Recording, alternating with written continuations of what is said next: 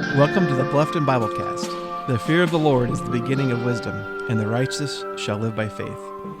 But what does a life of faith look like? Join us as we meditate on the wisdom literature of ancient Israel and the teaching of the apostles of Jesus Christ. Hi, I'm Andy Stoller, and I'm joined by Lori Fichter and Brad Birch, with Rod Gerber as our faithful producer. This week, we pick up the story of Job right after his friends finish their final round of condemnations, focusing this week on chapters 27 through 31, where we see Job rising to defend his integrity. Yeah, integrity. That had me going this week. So when you hear the word integrity, what do you think of? I kind of think of just doing the right thing or being an honest person. Yeah, that's what I think too. Upright. That's not what the Hebrew means, which I thought was interesting. It's not? Yeah, tuma is the word, and it means innocence, which makes a lot more sense in the context there. Innocence, honesty, not the same thing at all. Now, this word tuma is only used 4 times in Job. Andy, which 4 times? Well, let's see here. Once by God to Satan to say how exemplary Job's character is. Okay. Once by Job's wife, who asked Job, are you still holding on to your integrity? I remember that Your one. innocence. Are you Your still holding innocence. on to your innocence? Yeah. Yeah. And then twice by Job himself, clinging to his integrity as a shipwrecked man clings to a piece of flotsam, saying to his friends, far it be from me to say that you are right. Till I die, I will not put away my integrity or my innocence from me. Right. Well, I think it's important to notice here that Job's not claiming to be sinless, which is kind of what he gets accused of, but he's protesting that he's innocent of wrongdoing, of any wrongdoing. And it makes me wonder if this stubborn clinging to his innocence is actually the thing that keeps him sane. You know, he never allows his mind to go into, well, what if I really have committed some great sin and I've forgotten about it? What if I really am as bad as my friends say I am? He doesn't go there. No. Yeah. That's a really good point. I was thinking of James 5, where it makes mention of the patience of Job. Yeah. I wonder if it's kind of referring to that concept, right? Where he endures the suffering while continuing to do what he believes is right. Certainly, you can, as you read throughout the chapters, he's struggling mentally with understanding this situation, but yet holding to his innocence, right? Yes, absolutely. But what comes to my mind is his actions really speak louder than his words, right? I've heard that before. Even though his words are all over the place, his But actions are still there. You know? And deep in his core, he hasn't wavered there. Yeah. Now, this is what Dr. Henry Morris writes, and it's a book on Job. He said the heavens were silent. Job could not understand why God would not hear his prayers. He could not know that this was all part of the same rules that had been established for the heavenly experiment in which he and his faith were the test objects. Interesting. So my mind went to the lyrics of an Andrew Peterson song called The Silence of God. Okay. And it starts out saying, it's part of the lyrics here, it's enough to drive a man crazy or break a man's faith. It's enough to make him wonder if he's ever really been sane. When he's bleeding for comfort from thy staff and thy rod, and the heaven's only answer is the silence of God. Oh, That sounds about like Job. that and does sound poetic. so much like him. It's kind of been resonating in the back of my mind as Yeah, we've been for working sure. our way through this book. And I think at different points in life, we kind of all been there. Maybe not to the same degree as Job, Right. but there's times where God seems silent, isn't it? Oh, Isn't yes. Either he's silent or we know that we're right on an issue at our core, right? And there's an injustice that it feels Right. like it's being pushed on us. And we don't feel his affirmation necessarily. Right. Okay. Like, don't you see me? I'm trying to be upright here. Okay. It's just a rough time for Job. It's interesting to me to think about like how long Job had been suffering at this point in the Yeah, book. nobody really knows. Right. The book There's doesn't no really have a timestamp. time frame, does No. it? It could be a relatively short amount of time, like a few days, but to me, it's kind of easy to imagine that this could have been a number of years, considering how long Oh, Job boy. lives, At the end of the book, it talks about him living another 140 years after the suffering.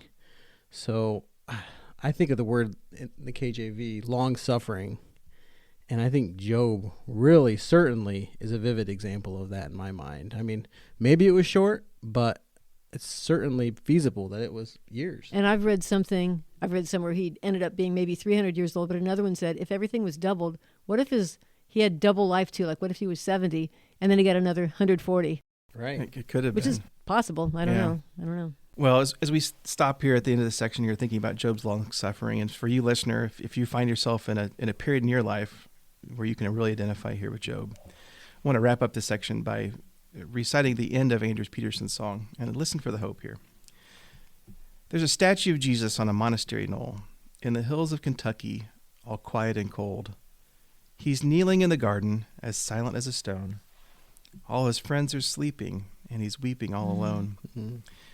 And the man of all sorrows, he never forgot what sorrow is carried by the hearts that he bought. So when the questions dissolve into the silence of God, the aching may remain, but the breaking does not. Wow. Thanks for sharing that.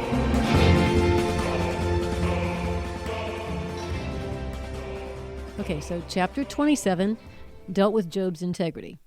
We all agree on that, right? Job's integrity. Mm-hmm. Okay. Now in chapter 28, Job begins his first monologue, and what seems odd to me is that his first monologue is about mining. Mining, huh? Mining, it is. This guy's an expert on everything, I mean, isn't we've he? got silver, gold, iron, sapphires, and then we've got onyx, coral, pearls, rubies, and is he talking about jewelry? What do you think? Could be. It could be. Maybe that's how he got all the sheep. I don't know. He was a miner before he Okay, was a shepherd. I don't So know. what's his point with all this talking about stuff? The poetry in chapter 28 is what makes it one of my favorite chapters in Job. And this is why.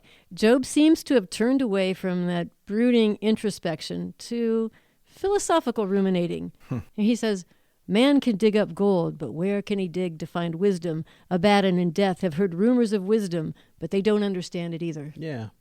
I think you're right on there. I think the NIV Theological Study Bible would agree, and it kind of explains this poetic chapter Okay. by dividing it up into 3 strophes. And Ooh, strophes, nice word. yeah. Sections, I guess Yeah, that is. yeah. First, the human search has not discovered wisdom Okay. and is compared to mining, kind of Yep. like you described. Second, starting in verse 13, human wealth and all of the human means cannot buy it. Okay. And then the third section in verse 20 explains how God is the only one who knows the way to wisdom. To wisdom. Like you mentioned as well. That fits, yeah. So I think that study Bible certainly agrees with that. And so it seems Job finally turns it from philosophy to the source of wisdom itself. Yes. All right. So Mhm. as he gets to the end here, God understands the way to wisdom. I mean, Right. he knows its place. God told man where to find wisdom, and he said to man, behold, the fear of the Lord, that is wisdom, and to turn away from evil is understanding. The truth should sound very familiar because it's echoed later in Psalm 111, verse 10. It's in Proverbs 1:7, Proverbs 9:10, Right. really throughout. Yeah, for sure. That's the theme. Well, I think it's beginning to dawn on Job that there's more going on than he realizes. It's as if a tiny beam of light is glinting at the end of this blinding darkness where he's been stumbling. Yep. So instead of repetitively vindicating himself, Job's looking up. It's a good place to look up. And even if he's not exactly on the right track yet, it seems like he's gotten off that hamster wheel. Good for him, finally, right? Finally.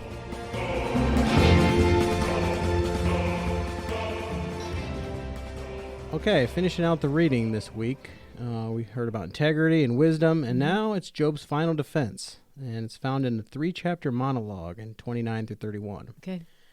Now, at this point, God has still not answered Job, even Right. though Job is looking more up towards Mhm. God, like you mentioned, Lori.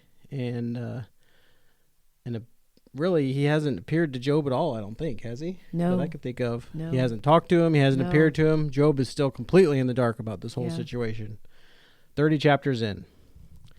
And as we get to chapter 30, it starts with a lament on how everything he had is gone. Chapter 29 was reminiscing about the good old days when his Yeah, kids still were had his there. family, and yeah. respect to the community. Yeah.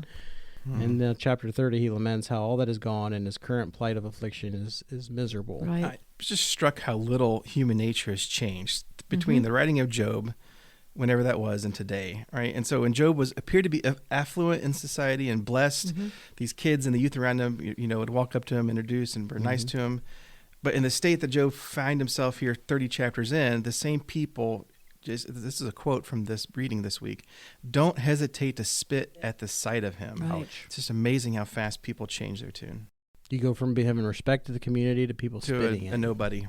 Okay, well, what it made me think of was Think of how the crowds in Jesus' time so quickly turned against him as well. Interesting. Yep. In fact, there's a lot of parallels in Job chapter 30 with Psalm 22. I suggest like reading them in tandem. For example, Job says, "My soul is poured out within me," which sounds like the Right. crucifixion. Yep. "They laugh at me," or they mock me. Mock, yeah. And then he says, "I cry to you," to God, "I cry to you for help, and you do not answer me."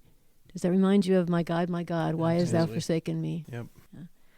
So the mob around the cross mock Jesus. The riffraff around Job, they do the same. It is a cruel tendency of unregenerate human nature to push down the downtrodden. And so really chapter 30 is Job's litany of sufferings and complaints, but Right. chapter 31 pivots and comes back strong with Job reiterating his innocence, his integrity, by establishing an entire series of oaths. Of Yeah. oaths. Oaths. Okay. It's kind of interesting, isn't it? Huh. Yeah, oaths. That's kind of interesting and kind of unique, right? The IVP Bible background commentary kind of describes it like this: up until this point, Job has been really distressed and that God has been silent. Right. And by swearing these oaths of innocence, we'll call them, Job helps to turn around the continued silence to his advantage. I don't know exactly how that Okay. works. I hadn't thought about it before, but kind of what it's saying, in other words, is that if God continues to ignore him in making these oaths, it's kind of like an implied admission of Job's innocence. So throughout all of this, Job has no concept that this silence from God is tactical and not punitive. Right. So if God were to immediately intervene to help Job, this would prove Satan's original point, that God just protects him, and that's why Job is faithful. But in God's omniscient silence, he accomplishes his will for Job. And my mind goes back, the promise in that song, "The aching may remain, but the breaking does not," in the holy lonesome echo of the silence of God.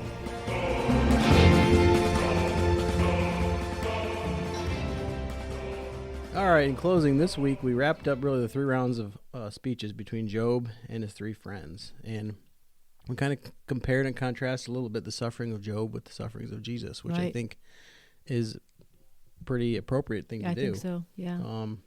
Chapter 31 finishes by saying, "And the words of Job are now ended."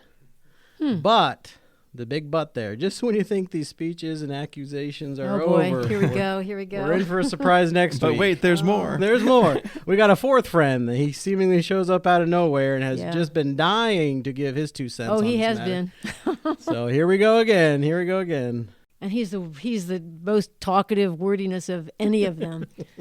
Yeah, Elihu. Get ready for Elihu. Yep. Elihu next week. Thanks again, listeners, for joining us on our journey through Job and in digging into God's Word together. And just to remind you, the goal of this all is to bring glory to God as we gain more knowledge of Him. That's a wrap on this week's episode of Bluffton Biblecast.